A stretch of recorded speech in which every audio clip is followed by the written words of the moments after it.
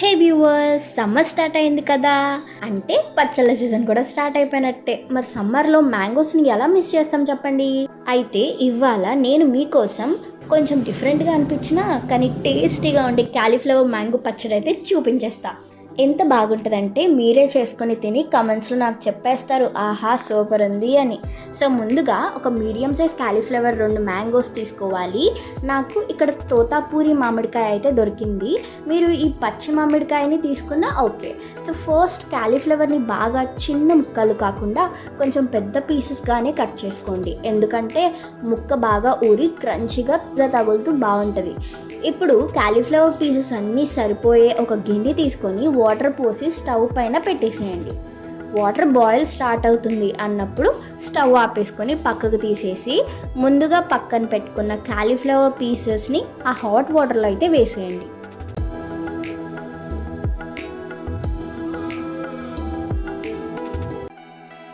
Two times అలా mix చేసి వెంటనే స్ట్రెయిన్ చేసేసుకోండి.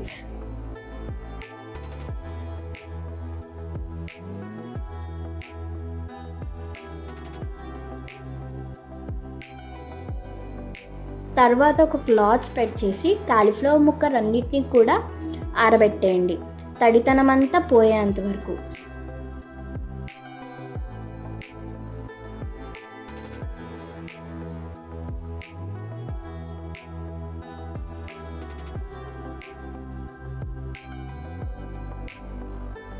కాలీఫ్లవర్ ముక్కలు డ్రై అయినాక ఇంకా మామిడికాయలు తొడాలు కూడా కట్ చేసేసుకొని వాష్ చేసి ఒక క్లాత్తో నీట్గా వాటర్ ఏం లేకుండా తుడుచుకోండి.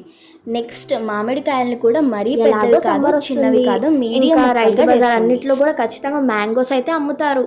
మీరు ఇన్స్టెంట్గా పచ్చడి చేసుకున్నారా? అదేనండి చిన్న ముక్కల పచ్చడి. అప్పటికప్పుడు ముక్కలు కోసేసుకొని ఇన్స్టెంట్గా పట్టేస్తాం కదా, చాలా టేస్టీగా ఉంటుంది. మేమైతే చాలాసార్లు చేసుకున్నాము. మామిడికాయ కోయటమే ఏంటో చాలా కష్టమైన పనిలా అనిపిస్తుంది, అసలు చాకే దిగదు ఆ టెంకుంటం వల్ల. పచ్చళ్ళు పట్టే ప్రక్రియలో చాలా సాటిస్ఫై థింగ్ ఏంటంటే టెంక పైన ట్రాన్స్పరెంట్ పేపర్లా ఉంటుంది కదా, దాన్ని పీకడం అన్నమాట నాకైతే.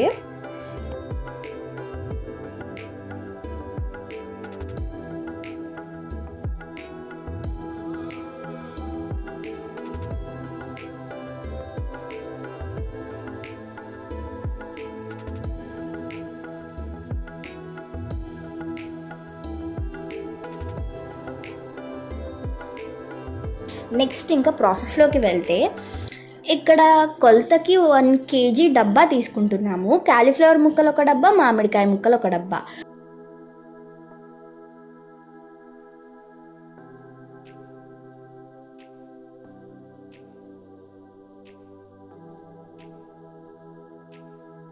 సాల్ట్ ఒక టీ గ్లాస్ వేయాలి.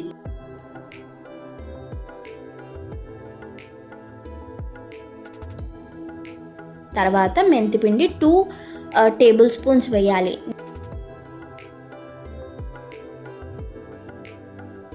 ఆవపిండి 4 టేబుల్ స్పూన్స్ వేయాలి. కారం 2 టీ గ్లాసెస్ వేసుకోండి.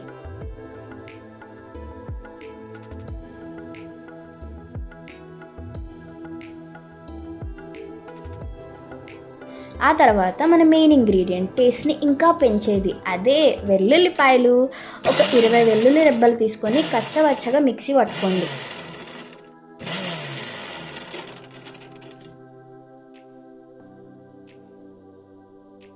ఆ మిశ్రమాన్ని కూడా బేసన్లో వేసేసి అన్నిటితో పాటు మంచిగా కలిపేసుకోవాలి.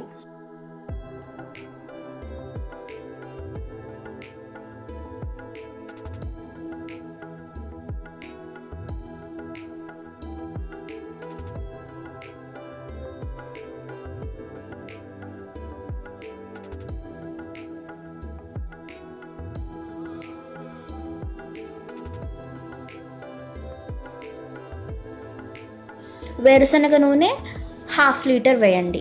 ఈ నూనె వల్లే పచ్చడికి మంచి ఫ్లేవర్ యాడ్ అవుతుంది.